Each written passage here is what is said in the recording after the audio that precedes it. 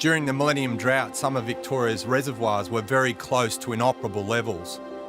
Melbourne is on the brink of a major water crisis as our reserves sink to all-time lows. It was a massive wake-up call that changed the way we think about water.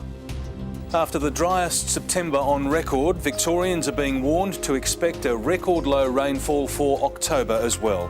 The sobering prediction will only add to the heartbreak of Victorian farmers already devastated by a drought without end. So, what will be the biggest impact on Victoria's climate in the future? The climate's changing and it will continue to change. We'll see a hotter, drier future with more extreme weather events. What sort of extreme weather events? We'll still have droughts and flooding rains, and they may even increase in their intensity, but overriding that there'll be a long-term decline in rainfall. How much less rain are we likely to get in future? In the longer term, if we carry on as we are, we're going to see a reduction of around 20% in rainfall in spring in the west of the state, and that can translate to more than 50% reduction in stream flow. The thing about rain is that it brings complacency and we forget quickly. So it's worth noting that the period from 1989 to 1996 was generally above normal rainfall. Then the big drought began the following year and there was a very steep drop in storage during 1997 due to high consumption, no restrictions and very little awareness of water conservation.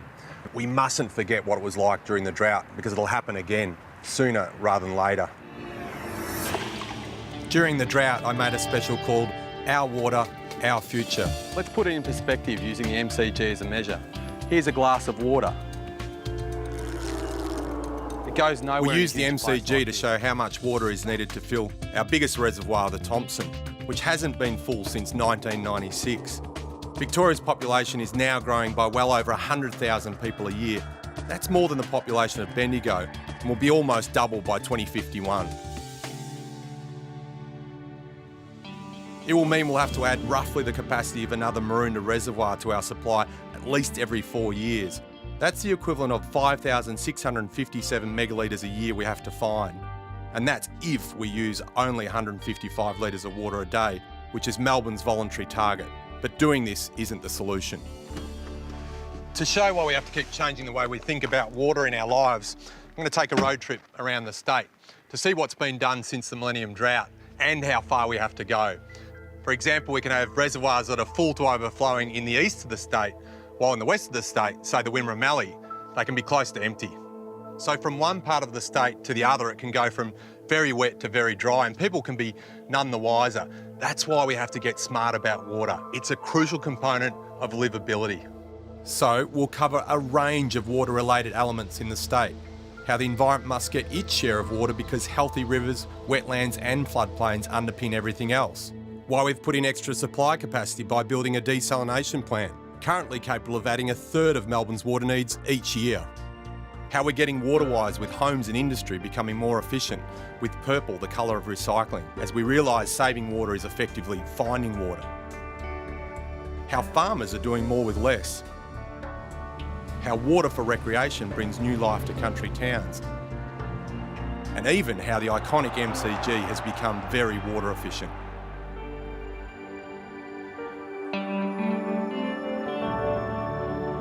At the MCG, there's very little indication of the recycling that's going on because it's underground. This glassed-in entrance is the only indication of what's here. This is Victoria's largest underground water recycling facility, and the plant supervisor is Daniel Howarth. His friends affectionately call him the Mole because he spends his days underground looking after the facility.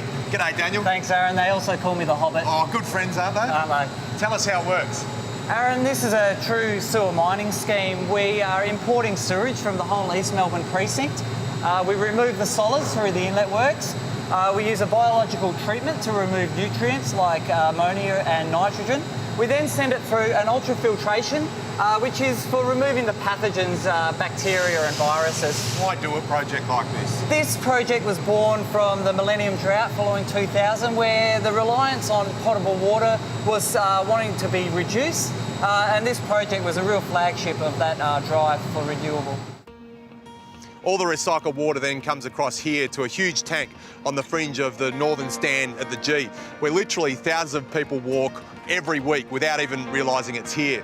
Beneath me, under this lid, is 1.5 million litres of Class A water. A lot of the MCG water goes full cycle again, but most of the solids make their way into the main sewer and come down to the Western Treatment Plant here at Werribee. That's a trip that takes about 8 hours. The plant's general manager is Martin Bowles, and he's agreed to give me a quick tour. G'day, Martin. G'day, Aaron. How you going? Good, mate. Well, Nice to meet you. what arrives at Werribee is 99% water. And if you thought the MCG recycling was impressive, it's a baby by comparison with the volume that goes through here, the state's ultimate recycler. So what I can't get over is just the distance between everything. It's not somewhere you'd want to walk around, really. So this is the first treatment process. Under the covers, there's a whole heap of bugs under there. The bugs eat away at all the solid loads that comes in through the sewage process. And halfway through the system, there's the delightfully named milkshake machine, or activated sludge treatment plant.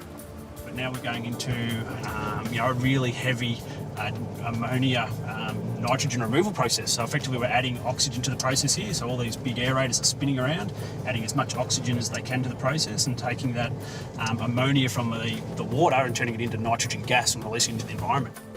Here we are, Aaron. We're now at the final piece of 55 East Lagoon system. This is Pond 10. So Pond 10 is where the water or the sewage is now Class C. It's ready to be reused on the farm, or we pump it up and turn it into Class A water with chlorine and UV treatment. Well, this is where the bulk of the water flows out to Port Phillip Bay. And to have that water flowing into estuarine systems like the Bay is really important for their health, and in turn for us. By the time it reaches here and leaves the outlet under the stewardship of some very relaxed cormorants, you'd never know it was raw sewage a month ago. We tend to think of recycled water as somehow dirty, but nature's the greatest recycler of all. It goes up into the atmosphere as vapour and falls as rain. That water that you drank this morning could be the same water the dinosaurs drank millions of years ago. Or indeed it could now be heading via this recycling channel into the local irrigation system. And over the last decade, that's become increasingly important. But now Class A recycled water is also going direct to new homes around nearby Wyndham Vale through telltale purple pipes. And the benefit is that this can all be done at the framing stage. Fresh, hot, and this is your recycled purple pipe here. And only homes with the purple connections can get it for garden watering, washing cars, doing laundry and toilet flushing. And out comes the water. Easy as that. It looks no different. No difference at all. You really can't tell any difference between this and drinking water. Why do you keep the tap? What's the significance of that? Even though it's treated and it's Class A, we just don't want the kids drinking it just in case. So you take the tap off, keep them safe.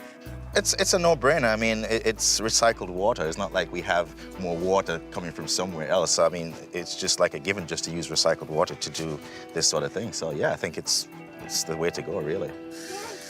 We're gradually getting more recycled water into the system, which is fantastic. We know you can retrofit existing homes with a grey water system, but that can actually be expensive and a little bit complex. So to get it into a housing development like this makes a lot of sense. It's now becoming the norm to think of household water efficiency and what families can do to use water more wisely. Key methods include taking shorter showers, use a water-saving shower head and save money. Our showers guzzle about 1/3 of household water. Have rainwater tanks unless you have recycled water. Use a high star rating front loader in the laundry and wash only when really necessary. Make your garden less thirsty with drought-resistant plants and grasses. And have the correct size dishwasher. It's more efficient than hand washing. Armed with that knowledge, keeping to the target of 155 litres a day per person in Melbourne should be easy. When it was first used, the Target 155 campaign saved a lot of water. And we now also have the Target Your Water Use campaign in regional Victoria. If we can all save over a bucket of water each day, we can collectively save 49 million litres every day. That's the equivalent of nearly 20 Olympic-sized swimming pools.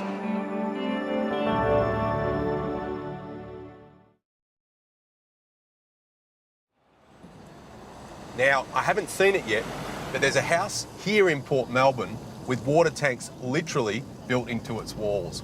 So I'm going to see Ian Kronborg and Anne Howard because if anyone knows a thing or two about domestic tank use, it's them. Wow, this is seriously amazing. Anne, how you going? And you must be Anne. Aaron, What great an to see amazing you. house. This house is unbelievable. Why did you build a tank house? Well, we wanted a house with lots of water, and our architects came up with the idea. He said, this is going to be like an Italianate villa, and we really loved the idea of it. On the outside we have the water supply, on the inside we have the reason for the water supply. No, the still layer that gets created behind this is fantastic. It acts as an extra layer of insulation. It's now becoming clear the more greenery you have, the cleaner the air is around you, so we get a secondary benefit. When this is like this, the house will almost be a living, breathing organism of its own right. That's my dream. Not everyone needs to run out and build a tank house, but having tank backup is really worthwhile. And at places like Polymaster, they're producing more tanks than ever. Here there's a mould for every size, with different production days for different tank sizes, all depending on demand. When rain falls onto hard roofs, it fills tanks very quickly. In turn, the larger the tank, the more cost effective it is per litre. And this baby is the 200 litre tank, and it could be used as a header tank in the roof. Then there's the 2,000 litre slimline tank, nice and narrow, very popular, can be built into walls or landscaped into your garden. Which brings us to our most popular suburban round tank, between 2,000 and 3,000 litres, one good rainfall, and this is full and ready to use. This one goes underground, usually buried about up to here, used for any non-drinking source, especially for toilet flushing, built especially tough in 2 sizes. It's a big jump to the 22,500 litre tank. You might be surprised, this is Polymaster's most popular selling tank. And then there's this one, the biggest polyethylene tank in Australia, 50,000 litres, mainly for rural, commercial or industrial purposes. But there may be a way of collecting a lot more domestic roof water than tanks alone can. The innovation is the brainchild of Peter Wilson from Wannon Water in Victoria's southwest. So Peter, what do you see when you look at all these rooftops here? I see an urban catchment and just waiting for the rain to fall on it, and so we can collect the water. It allows us to capture the water locally and avoiding the need to transport the water from hundreds of kilometres away from the Otway Ranges. Stormwater pipes take the water to a central holding dam and treatment plant before it's piped back to homes. So Peter, it must be expensive. Well, no, it's not. And in fact, it's half the cost of individual 5,000 litre tanks on individual properties. In the meantime, the Port Melbourne Tank House remains a work in progress, with its rooftop olive trees and plans to extend the rooftop garden bed. We always wanted trees up here to provide shade, so we wanted something that was hardy, it would look good, provide a bit of shade, and luckily some olive oil long term. So I'm going to leave Ian here and I'm going to head to Qenos over here, which is all about plastics manufacture. And then next, I'm going to head to Melbourne Zoo, which is over there relatively, and find out all about what they're doing to save water. If we switched off all of Victoria's water tomorrow, virtually nothing could operate, whether that's a food processing plant or a manufacturing production line. It's so important to have a reliable source of water, and that can only be done by using less and recycling more.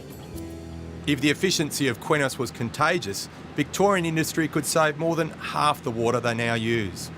So Les, it's been a great news story. How did you save so much water? Oh, we introduced a lot of efficiency projects on site, and we did a lot of on-site recycling. We use a lot of water in cooling towers. We've got 5 of these, and that's about 60% of our water use. This one here uses about 20 kilolitres an hour. The bigger ones will use about 120 kilolitres an hour. And if we now get 80% of our water from recycled water plant Altona, our source of water, we use a lot less drinking water to run our cooling towers now.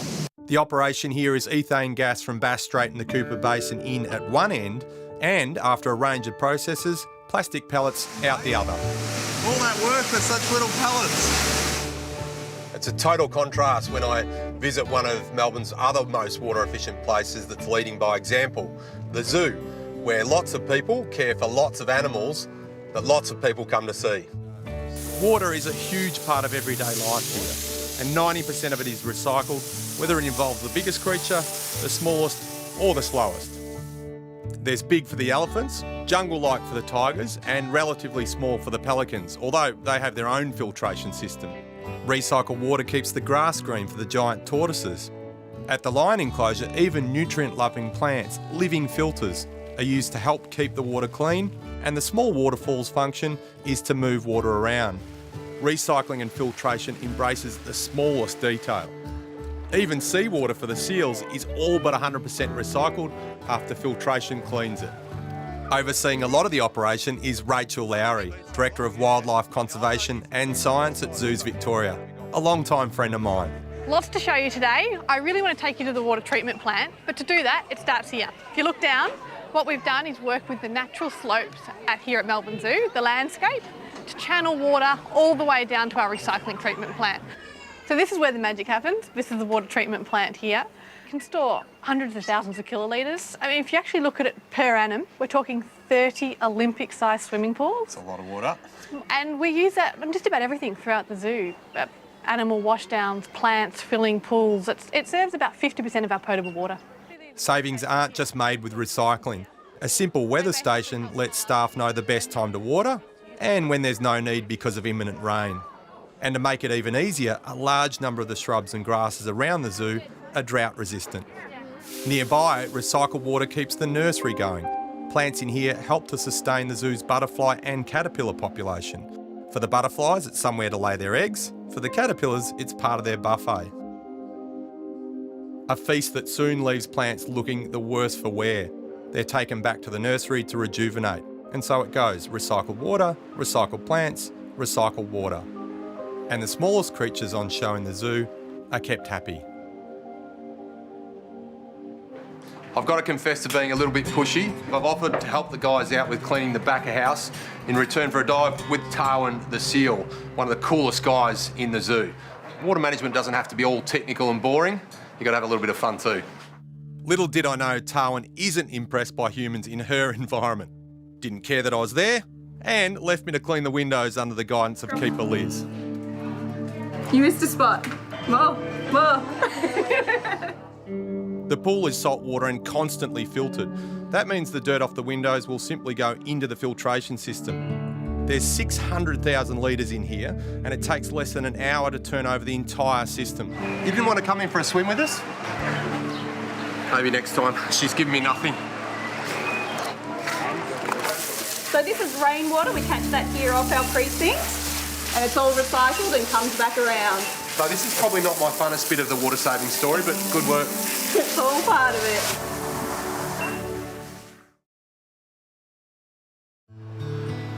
Fitzroy Gardens, home to landmarks like the Conservatory, Cook's Cottage, the Fairies Tree, and the Tudor Village. Here the water usage figures aren't quite as impressive as the zoos, but given around 60% of the water needed in the gardens now comes from stormwater harvesting, it's a major step towards drought-proofing our parks. And one that pleases experts like Dr. Bryony Rogers from Monash University and the Manager of Urban Sustainability at the Melbourne City Council, Ian Shears. As a location, Fitzroy Gardens is one of the best in Melbourne, and I love it because we have the history of the legacy of decisions from 150 years ago, and we've contemporised this space to bring it up to speed and to make it live into the future. Stormwater is captured in and around Fitzroy Gardens. We're right here next to Cook's Cottage, but what you wouldn't know is underneath my feet is a huge stormwater tank capturing all that stormwater and making these Fitzroy Gardens look so fantastic. It hasn't been here all that long, but you'd never know. The water goes through the biofiltration garden bed, where it soaks through the soil to remove pollutants naturally. Then it's used for irrigating the gardens and toilet flushing. The process also helps to reduce the amount of pollution and stormwater entering the Yarra River. It's a healthier situation all round. The Millennium Drought really brought to the front of our minds that we can't rely on the traditional sources in the way that we have historically. If it doesn't rain, our dams don't fill, and so we need to be creative and innovative in how we can find other sources of water. When it rains, we need to be harnessing that, capturing it and storing it so we can use it when it is a wet period and then save that water in the dam. The change here in Fitzroy Gardens came about because during the 10-year drought, part of the city's heritage suffered when 130-year-old elm trees in the park didn't get enough water. You just have to look at the tree's canopy and see there's very little leaf growth. In fact, sadly, we may lose some of these trees too. And that's why stormwater is so important. So the whole water sector has shifted its thinking, a whole understanding about the importance of fit-for-purpose water, where we need it, when we need it. No matter what the source. Is coming to the fore. Having a healthy water environment, clean water to drink and green atmosphere with water in that landscape, I think it really speaks to people. It's part of our identity, isn't it? is. Intrinsically who we are, that link to water. The operation at Fitzroy Gardens is similar to what happened here at Lincoln Square in Carlton in 2016, with tanks being used to store harvested stormwater. The idea is to have no indication of what's under the ground once projects like this are completed. In fact, when they installed the first tanks over here, they removed this mature tree by crane and replaced it after installation. The twist is these tanks can be drained when rain is forecast and protect Flinders Street from flooding. That's Flinders Street Station, 3 kilometres away. The thing is, our original city planners weren't great at avoiding natural waterways. In fact, the Melbourne CBD and an area north of the city around Carlton are built on a large water catchment that channels to its lowest point. That happens to be Elizabeth Street, which was originally a creek running through the area, entering the Yarra behind what is now Flinders Street Station. And in 1972 and 2010, Elizabeth Street reverted to form with a vengeance. It's an incredible amount of water that we could tap into if we started to invest more in stormwater harvesting. Permeability of the city is going to be a transformation for us, and we have strategies which look at setting targets of up to 40% permeability across the city. So we need more of this and less of this. And where we do have this, we need to use permeable technology wherever possible. And that even applies to the tops of buildings in the Central Business District. An area of 65 hectares in the Elizabeth Street water catchment has been identified as potentially being suitable for the greening of rooftops. So, how does a roof garden reduce stormwater at street level? For the answer, I've come to see Dr. Claire Farrell, lecturer in green infrastructure at the Burnley campus of Melbourne University. What an amazing place here in the city. It is, it's like a real oasis. I mean, green roofs look great, but what other functions do they perform? Well, primarily they're for stormwater capture and retention. So when it rains, they act like sponges and they keep a hold of that rainfall, and any that does end up escaping the roof is slowed down.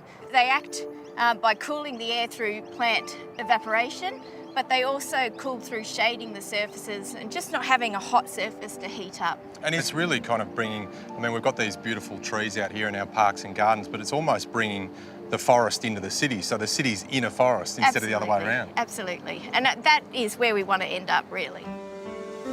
Taking a long-term view and tackling climate change is vital for Victoria's future.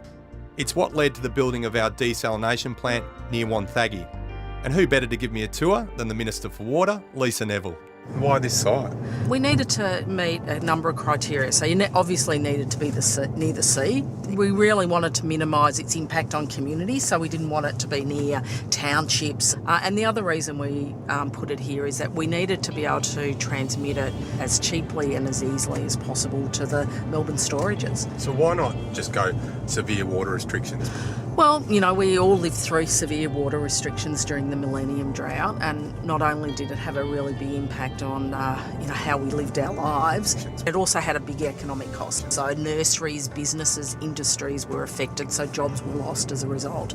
And if with the desal plant you can give that little bit of assurance without having to go onto severe restrictions, that's what we should do, and that's what we can do here.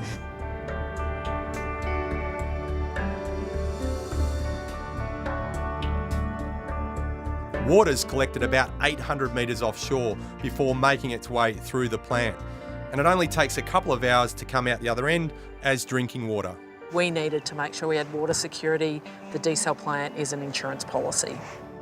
Each year, water will be put through the system to maintain working order and to meet our needs. We didn't take the decision lightly. It was based on independent advice, expert advice. It takes into account rainfall levels, projections, how dry the catchments are.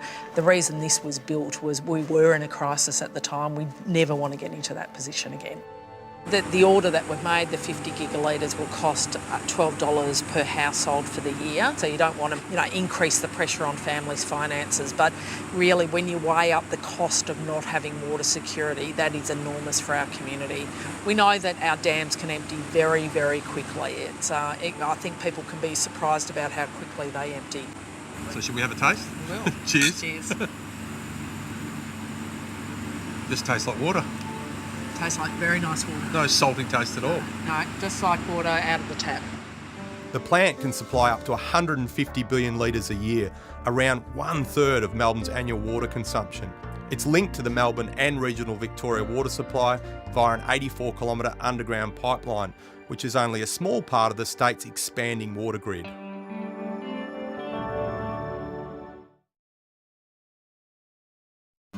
As you arrive at Hopetoun in the Mallee, there's no doubting it's a dry, tough farming area. In the drought, they really struggled. Then in 2010, the Wimmera Mallee pipeline arrived to fill Lake Lascelles on the edge of town. It had been dry for nearly a decade before that. The difference has been incredible. The town lifted and now the lake is its social centre and the catalyst behind a resurgence in business and livability as well. Every holiday we went looking for water. But now it's here. It's revitalised the whole district. I mean, since they've pipelined the Mallee, rather than bring it up in open channel systems where we used to lose 90% of it through seepage and evaporation, a lot of the recreational lakes in the Mallee and Wimmera are filled up. And what does it mean, future of the town? We'll have a future. We've got one. The Wimmera Mallee pipeline replaced 17,500 kilometres of inefficient channels and provides water to approximately 9,000 farms and 34 towns across the region. This water is so important to our quality of life. Gives us some benefits.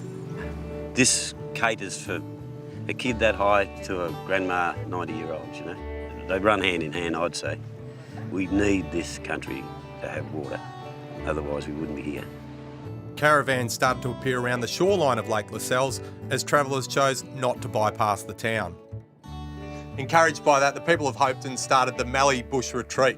It's staffed by volunteers, and for $30 a night, you can stay in the silos, they're actually real, the shearer's hut, the grain shed, or the machinery shed. A function building has become the centre of just about every event held in town. Next stop, the hotel. Here, the change in the town's fortunes can be measured through a dramatic increase in the number of meals being prepared. So, it seemed fitting to get publican and chef Trina Bellinger to help me make a point about water use by ordering a hamburger. Do me a favour now, make me a hamburger, I please. can do that for you. There's not much that beats a good hamburger, but consider this next time you order one, that you're eating a lot of water. Not the water content in it, but the water it takes to produce it and all of our food. It's called virtual or embodied water. For example, the virtual water content of this 150-gram hamburger is a whopping 2,325 litres. It takes around twice as much water to grow food annually as we use in our homes. And I'd really love to eat this straight away, but I'm going to look at the production of each of the elements. First, the beef patty. We do not waste a drop because everything it gets spilt, gets caught in a recycle and brought back in. We've virtually halved our water in the last few years of what it takes to produce a kilo of beef now. Over recent years, cattle farmers like Dean Mitchell have been making all sorts of changes to improve water efficiency on their properties. And interestingly, because of the efficiencies, it's the speed of watering that's making major savings for farmers using irrigation. And next, there's the lettuce. For every acre of lettuce, it'll take a megalitre per acre of water. So water is absolutely vital. Which is 1 million litres of water. Producing great lettuces has been part of Amadeo Masson's life since he was a young boy. His family has been an integral part of the Werribee South market growing region for 40 years. Amadeo, great to have the rain, obviously, but even better to have the recycled water and the security that brings with it. Definitely the security of recycled water would help a lot. So the water's from the Werribee River blended with recycled water from the nearby Western Treatment Plant. And as is the case in so many places now, a major boost in efficiency will come when 100-year-old and well-worn channels are replaced. We're losing 50% every year. So at this stage, what they've got plans is to pipe it all, and that's going to save us at least 7,000 megalitres a year. And when added to other efficiencies like a plastic line holding dam to stop seepage laser levelling of fields, and another pipe system that now delivers 2/3 of the farm's water, it will make a huge difference. If it wasn't for recycled water in the Millennium Drought, Werribee South growers wouldn't be here. 80% of Melbourne's produce comes from the fertile fringes of the city, so the remaining open spaces of the Werribee area are really important. Hey, surprise, surprise, it tastes fresh. That's sensational. This is the freshest you're going to ever get. And it's a similar story for all the extras that you have, the tomato, the onion, the beetroot and so on. And then there's the bun, grown from wheat. This offers a point of difference because it brings in the trials of dry land farming. So growing a bit different to the irrigator guys? Yeah, we're in the lap of the gods here. If it doesn't fall out of the sky, it doesn't grow, basically. Have you noticed anything over the last 10 years ago with the rainfall? Our seasons have definitely got drier in the last decade. We traditionally operate on a 400, 430 millimetre rainfall. We've been coming in at about 250. So if it works well, we get opening rains in April. It gives us the opportunity to get in and get our crops in early. At critical times of spring, we need good spring rains to finish it. So tell us about how the Millennium Drought impacted you. The answer to that, we wound down our operation basically for that period. I actually left the farm and worked part-time out of Bendigo for 8 years. Dry land farming's totally reliant on what falls out of the sky. If you don't get the rain, you can't grow it.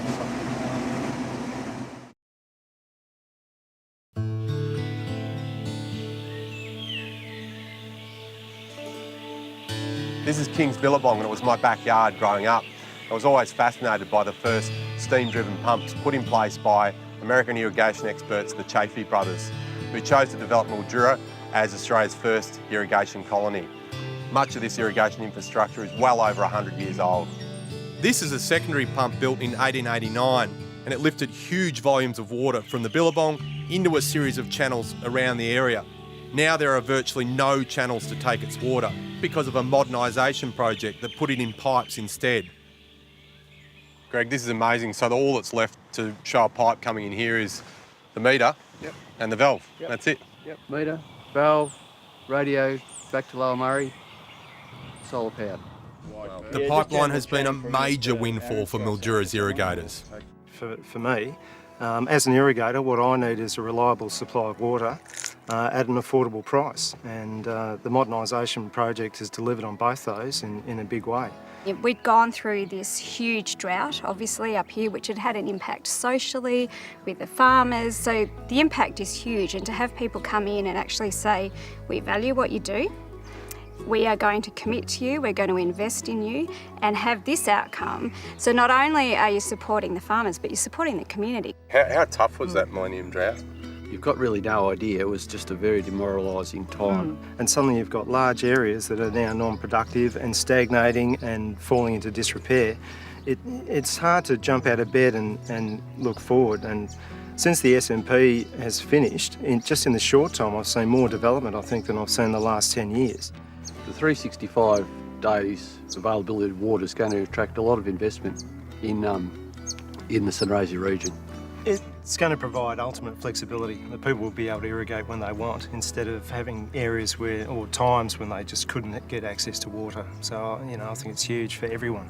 And as we know, Sunraysia grows over 95% of the dried fruit in Australia. So this will help us to keep it that way and grow that even more, so our families can continue on, having a thriving livelihood from this area. The battle against salt has been a long-standing one in the irrigation story. The introduction of land clearing and inefficient irrigation methods by the early settlers created a rising salt problem in the groundwater that had been locked up for an eternity. There's some respite through interception programs that lend themselves to making use of the salt by harvesting it from groundwater. That's the case here at Pyramid Salt in northern Victoria. Certainly not the prettiest setting in the world, but a really important one. Here on Pyramid Creek, there's a whole lot of salt interception bores dotted up and down the creekdom, and it's all about taking that salt out of the system before it hits the Kerang Lakes and then on into the River Murray. So most people think of table salt, but Where does this stuff end up? Well, this lot here goes into stock food salt. That's one of our big markets. But industrial salt, it's used in many things, like making plastics. You can't make any plastic without salt. And how similar is this to sea salt? It's basically the same as sea salt, same chemical composition, except for with sea salt, it's where they want to have salt in the sea, whereas here we're taking something out they don't want in the water. While salt interception schemes help to protect the environment at one end of the spectrum, at the other, we're aiming to control environmental water entitlements to get the best result. At Hattah-Kulkyne National Park in northern Victoria, all the lakes have been receiving environmental water for a few years, and the ecological results are extraordinary, especially for river red gums and black box woodlands. All were almost terminally stressed during the drought. 7 large pumps are crucial in securing environmental rehabilitation benefits for the park's 12 lakes. The great measure of how the lakes have improved with controlled flooding in this internationally listed wetland site can be seen by the return of all sorts of creatures after the bad years of drought. But flooding also impacts on people and properties, and that's often been the case here in Casterton in the west of the state. And when you stand here, you can see why. The Glenelg River, the tree line in the background here, and the floodplain spreading out all the way to the high ground, and that beautiful little town of Casterton right in the middle of that floodplain. Floods that covered much of the town go way back to the early days. These photos were taken in 1906. You wouldn't know it with it meandering quietly in the background here, but with the Glenelg River, when it gets a big rain event and the town's only metres away in the background, that level can get all the way up to the 83 flood level. Now that's a lot of water. The Glenelg River at Casterton isn't much bigger than the rivers in the Maroondah Close catchment area near Healesville, but the value of those here, like the Watts River, is priceless.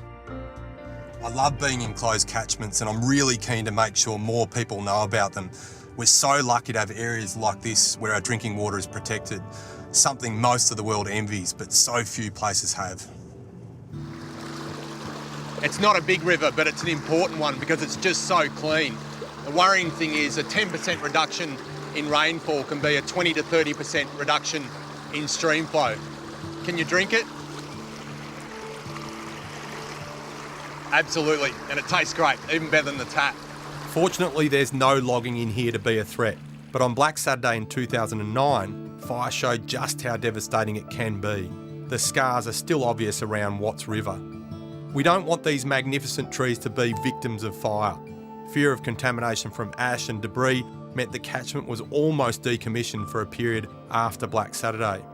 In turn, the capacity to collect water is reduced for many years because of forest regrowth. Young trees are thirstier than older ones, and that means water yields can fall dramatically for a long time. So the need for healthy, unregulated rivers, small and large, is imperative.